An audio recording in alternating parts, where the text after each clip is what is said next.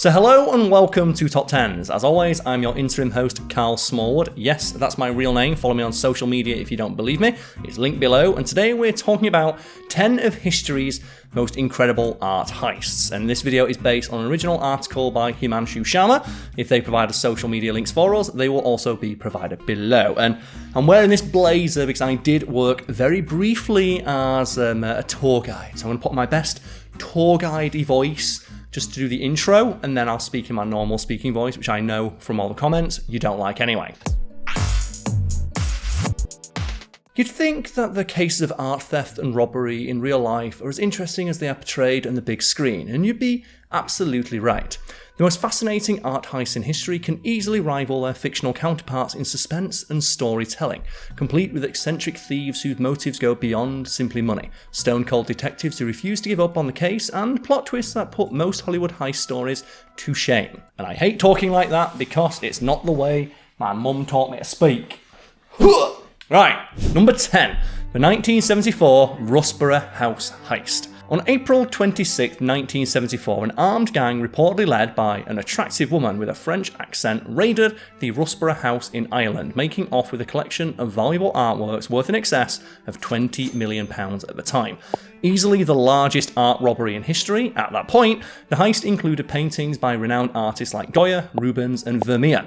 For the operation, the thieves, under the direct supervision of the mysterious woman I'm now in love with, entered the house at night and tied up all of its inhabitants. Again, in love with this woman, including the owner, Alfred Belt. They specifically targeted select masterpieces like Jan Vermeer's Lady Writing a Letter with her maid and Goya's Woman in Mantilla, priced at $2.4 million, suggesting that they knew exactly what they came for. All of the stolen paintings were later recovered from a car at a residence linked to Rose Dugdale, a British heiress with ties to Irish revolutionary forces. Number 9, the Quintinberg Art Robbery. Sometime around the end of the Second World War, an American army officer named Lieutenant Joe Mador stole numerous works of art and other artifacts from the Quedlinburg Abbey in Germany. Sometimes referred to as the Quedlinburg Art Heist, Lieutenant Joe initially stored the works in a mine shaft to protect them from air raids, followed by shipping them off to his parents in Texas after the war. The cache included many prized medieval antiques, including a jeweled 9th century Samuel Gospel and a 16th century prayer book. While letters from the war established his culpability, the theft was never prosecuted by the US Army, effectively bringing the stolen things under possession of the Mador family. After his death in 1980, the pieces were sold and or loaned to sustain their failing businesses. The art heist only really came to light in 1990 with a New York Times report, resulting in legal action. Most of the artifacts were returned to Germany the following year, with Mador's heirs receiving a total of $2.75 million as a settlement. So never let it be said that crime doesn't pay, because it certainly did for that dude. Number 8, the Ghent Altarpiece heist. Officially called the Adoration of the Mystic Lamb, the Ghent Altarpiece was painted by the Flemish painter Jan van Eyck with the help of his more hilariously named brother Hubert in 1432. The elaborate set of 12 panels is often considered the first major oil painting in history, and it marks the transition between the end of the Middle Ages and the Renaissance. It's also called the most stolen artwork in history, as the Ghent Altarpiece has been robbed in part or entirely at least 7 times throughout history, mostly during times of war.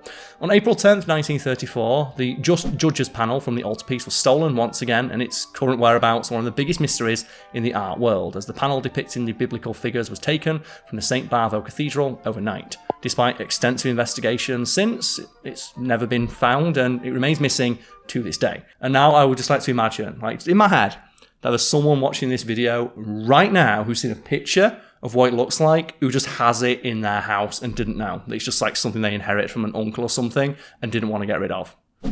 That's my dream anyway. Number 7, the Sao Paulo Museum of Art theft. In December 2007, thieves made off with paintings worth more than $50 million from the Sao Paulo Museum of Art in Brazil. It was blamed on lax security measures, as the museum, also sometimes referred to as the MASP, was known to lack a working alarm system, sensors, or indeed infrared-capable cameras. The theft was carried out in the early hours of the morning, as the thieves just opened the main door with a rudimentary hydraulic jack and smashed the glass door with a crowbar. In just 3 minutes, the thieves managed to steal some of the most important, well-known, and probably most importantly, expensive pieces in the museum's entire collection. This included, but was not limited to, Pablo Picasso's portrait of Suzanne Bloch and Brazilian artist Candido Portinari's The Coffee Worker. The collection also included other pieces by European masters like Velázquez and Dali, most of which were uninsured. And I don't know how these things were not insured, because I wrote a script for Today I Found Out, which was presented by the former, more aerodynamic host of this channel, Simon Whistler, where I just researched, like, what happens, for example, if you go into a museum and just knock shit over? Do you get in trouble? And the answer I found quite wholesomely is no. The museum, most of the stuff's insured, and all the really, really valuable stuff is usually protected in some way. And the reasoning from museum executives about why people just allowed to walk up to, like, expensive art on the wall where they could just knock it over or damage it is, well, this is, it's our shared cultural heritage. We want people to be able to get as close to it as possible, to experience it. And if we started suing people who make genuine mistakes, people would be less inclined to come to museums, or museums around the world would be more inclined to put the artwork further away where it can be enjoyed. I just like that. As an aside, I really enjoyed learning that. So according to reports, the museum was already facing power cuts due to unpaid bills since at least 2005, and still relied on an old school technique like just having a guy walk around with a flashlight to ensure the safety of the millions of dollars worth of artwork it had on display. Number 6, the Stockholm Museum of Modern Art Heist. Back in 1993, art thieves in Stockholm executed one of the largest art heists in Sweden's history. The site was the Museum of Modern Art, famous for its collection of contemporary and classic works, but clearly not for its security infrastructure. They entered through the roof after drilling holes in the ceiling on a quiet Sunday night, as they lowered themselves into the main section to steal a collection worth in excess of $50 million. So it's Mission Impossible style. The stolen pieces included works by Picasso, like The Spring, Dragonfly, The Painter, among others, as well as 2 paintings by Georges Braque called Chateau La Roche-Guyon and Still Life, the latter of which is much easier to pronounce.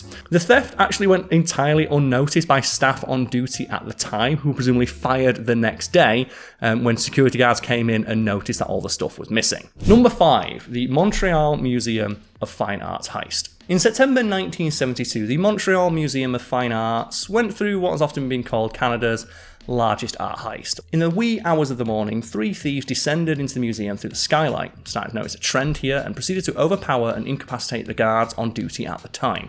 They were questioned for a while about the most valuable works in the facility, though the descriptions provided by the guards were deemed inadequate. The thieves hastily selected 18 paintings as well as 39 small objects and left, leaving out masterpieces by artists like Goya, El Greco, Picasso and Rembrandt. So they somehow broke in but didn't do their research. Like, just go on Google. Anyway, they initially attempted a pulley system to take the stolen art, but eventually opted for the museum's panel van instead. They ultimately failed too, resulting in them leaving the museum on foot. Just walked out. The estimated loss was calculated around $2 million, which would be about $14 million in today's money. And just the incompetency of thieves sometimes is just staggering. Number 4, Edvard Munch's The Scream. Edvard Munch's most famous painting, The Scream, has actually been stolen 2 times in history. The first one happened on February 1994 during the Winter Olympics in Lillehammer, when 2 thieves entered Oslo's National Gallery and stole the painting by breaking one of the windows inside the museum. The theft triggered an international law enforcement response and was eventually recovered by an undercover operation led by British detective Charles Hill. And again, I'm astounded by how simple art theft can be. Moving back to The Scream, the second time the painting was stolen was a decade later, when in August 2004, masked gunmen stormed the Munch Museum in Oslo and stole both The Scream and Madonna by Munch. While the heist led to the museum's temporary closure, the suspects were eventually captured and the paintings recovered, though with some minor damage. And this is where I get to show off a piece of art from my own personal collection, because I actually have a piece of fan art I got when I went to Anime Expo in Los Angeles a few years ago, based on The Scream. Hopefully that shows up. There's like no stuff there. This is an original piece of art by, it says here, Lily Klee, that I got at Anime Expo. And it makes me laugh every time I see it. And it is, of course, displayed proudly above my bed, because that's where all artwork should be. Number 3, the Mona Lisa heist. The Mona Lisa was stolen from the Louvre in Paris in August 20th, 1911, triggering a global media frenzy that turned the painting into the most famous and well-known piece in the entire world. It was executed by a man later identified as Vincenzo Peruggia, who entered the museum dressed as an employee and concealed the painting beneath his apron. He just put it under his coat and just walked out. He was able to easily remove it from its frame, a job that was made even easier by the relaxed attitude of the security active in the facility at the time. The heist remained unnoticed, if you can believe it, for an entire day, as everyone thought the artwork was removed for cleaning or photography or something, and the subsequent investigations accused none other than Pablo Picasso of stealing the artwork, though these were eventually dropped due to lack of evidence. The painting remained hidden in Peruggia's apartment for 2 years until he attempted to sell it in 1913. He reportedly brought the stolen artwork to Geri, a Florence art dealer, who alerted the authorities instead of purchasing it. Peruggia was arrested and the Mona Lisa was authenticated before being returned to the museum in January 1914. And it's now behind like bulletproof glass. I've never seen the Mona Lisa in person, but I've met people who have, like my dad, for example. And the thing that he said to me, which struck me as just remarkably Yorkshire in his estimation of one of the most famous pieces of artwork in the world, was it's really small. So what do you mean, Dan? So it's in this massive room, like the side, like the entire room is dedicated to the Mona Lisa. And he says it's like the size of an A4 piece of paper, and it's like really far away. And I just always thought that was a great review of it. Did you see it? Yeah. I wasn't impressed. Number 2, the Isabella Stewart Gardner Museum heist. The Isabella Stewart Gardner Museum was looted on March 18th, 1990, when thieves made off with some 13 artworks valued in excess of $500 million, including pieces by Rembrandt, Vermeer, and Degas. The heist was completed in about 81 minutes as the thieves, dressed up as police officers, overpowered the guards and executed the robbery. The Isabella Stewart Gardner Museum theft remains the world's largest property theft. It exposed fundamental problems with the security of the famed museum, including the lack of interior cameras and inadequate guard training. The stolen works included Vermeer's The Concert and Rembrandt's The Storm on the Sea of Galilee, two of the most renowned missing artworks in history, and despite extensive investigations, the case remains unsolved, and the stolen pieces have never been recovered. Again, in my head, there's someone at home right now who just has one on their wall, and is either, wait a minute, Uncle Jeff left us this, or it's the thief themselves, and they're just sat there like, you know, with a big brandy in their hand, just rocking backwards and forwards like, ah, yes, another successful caper for the cat. Number 1, World War II. The Second World War was the most devastating war in history, as well as perhaps the largest robbery of the most renowned art pieces in existence, especially in Europe. So throughout the war, the Third Reich was responsible for deliberately seizing about 20% of Europe's artistic and cultural treasures, mostly from the Jewish part of the population.